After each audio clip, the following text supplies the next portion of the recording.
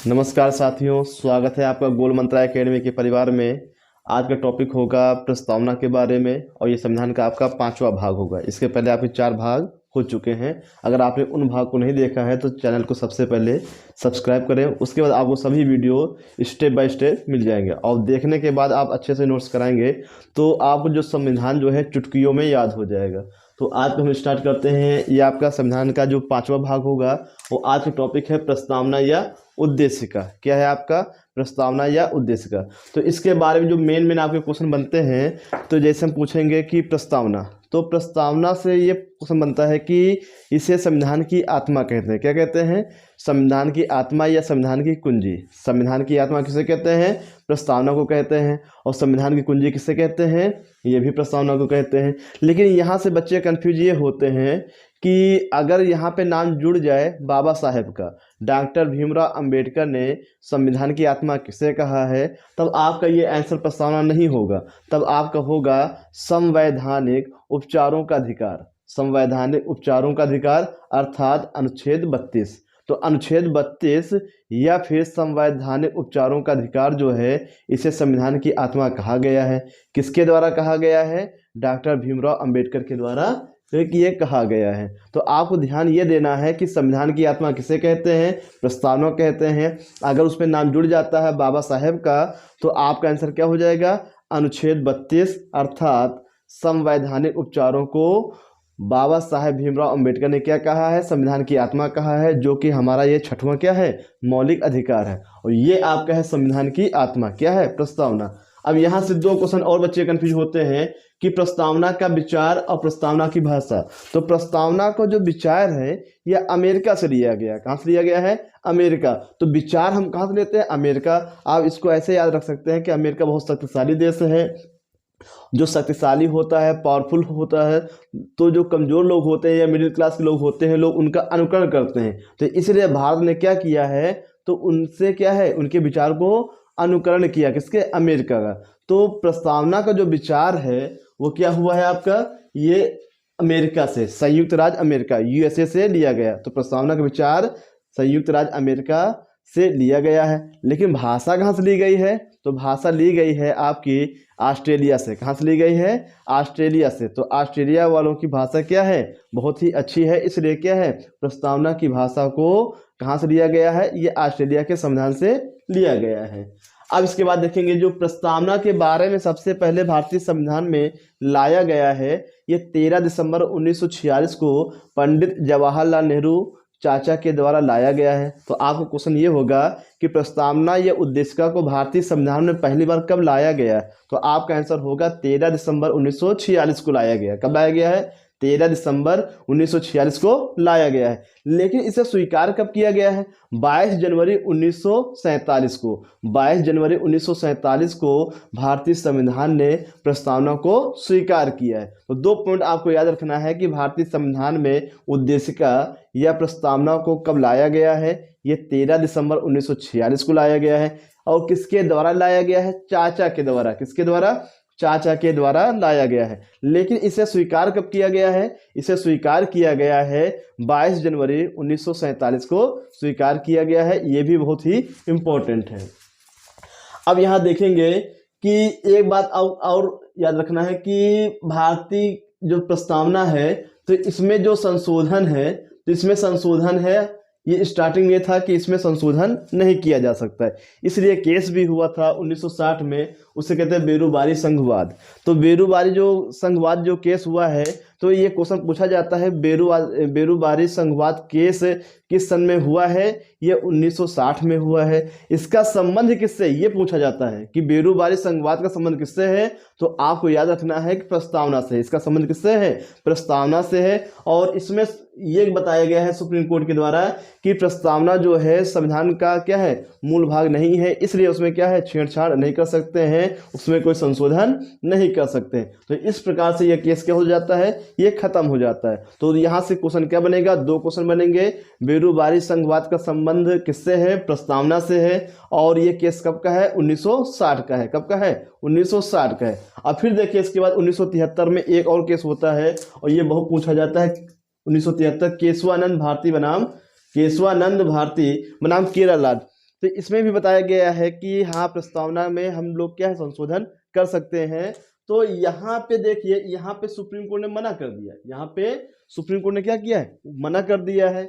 अब यहाँ पे क्या हुआ, सुप्रीम कोर्ट क्या कर देता है, वो तैयार हो जाता है। तो यहाँ पे सुप्रीम कोर्ट क्या होता है, ये तैयार हो जाता है और यहाँ मना हो जाता है। अब आपके मन में ये क्वेश्चन आया कि एक बार सुप्रीम कोर्ट क्या है उसी चीज को मना कर दिया और फिर से वही केस दाखिल हुआ है, उसमें हाँ कर दिया। तो आपको ये जानना जरूरी है कि भारतीय संविधान में न्यायिक पुनरावलोकन का उल्लेख किया गया है और इसका जो उल्लेख है आपको याद रखना है अनुच्छेद 137।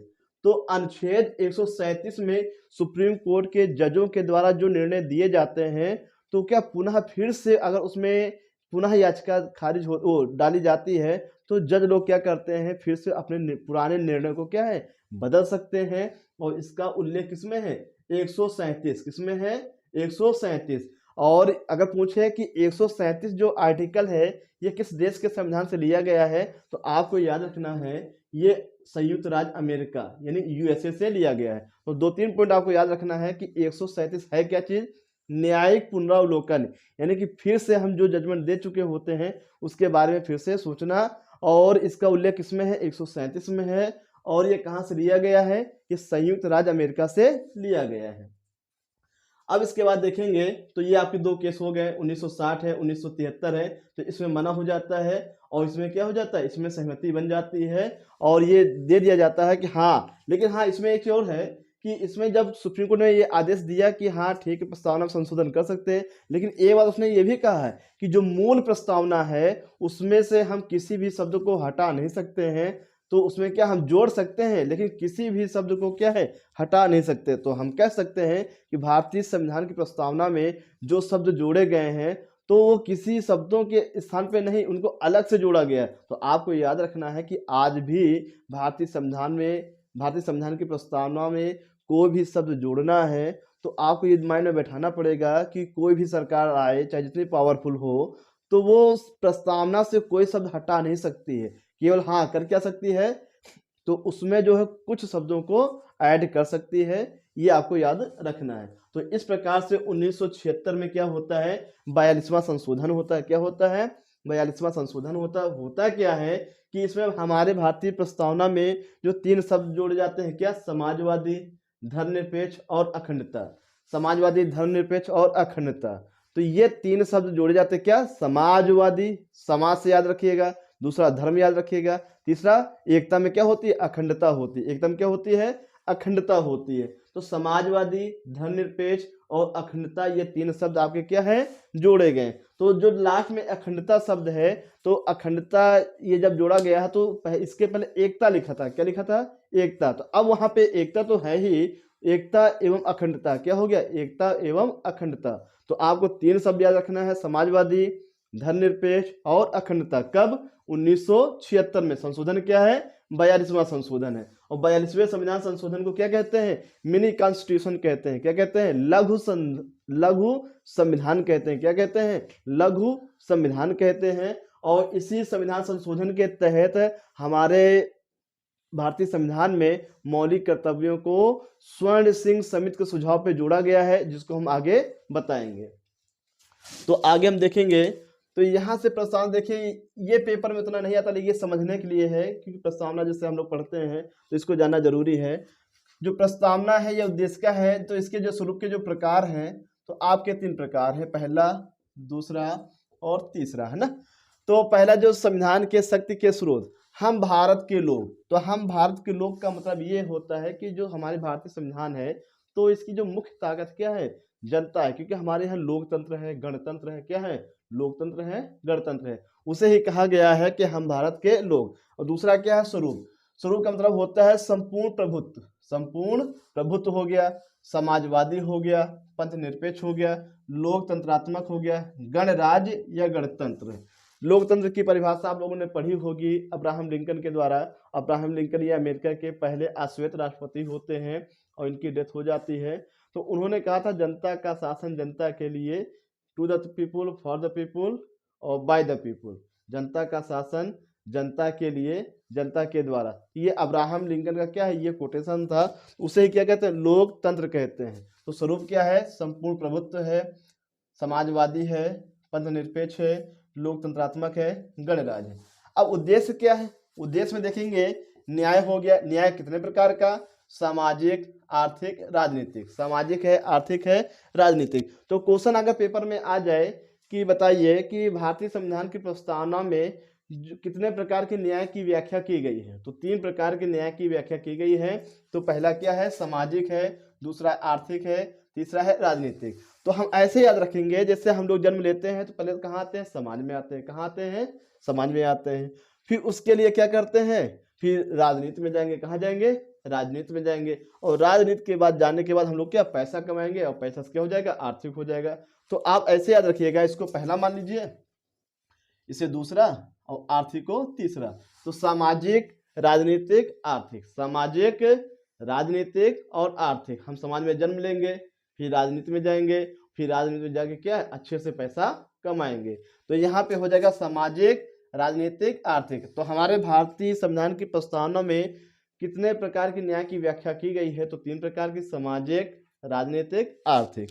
उसके बाद देखेंगे स्वतंत्रता की चर्चा की गई है, राज्य की चर्चा की गई है, न्याय की गरिमा के बारे में बताया गया है, न्याय की गरिमा के बारे में बताया गया है, और राष्ट्र की, ये हो जाएगा राष्ट्र। तो राष्ट्र की एकता एवं अखंडता के बारे में बताया गया है। राष्ट्र की एकता एवं अखंडता के बारे में बताया गया है। फिर यहाँ पे बंधुता, बंधुता का मतलब होता है भाईचारे के बारे में बताया गया। बंधुता का मतलब क्या होगा? भाईचारे के बारे में बताया गया।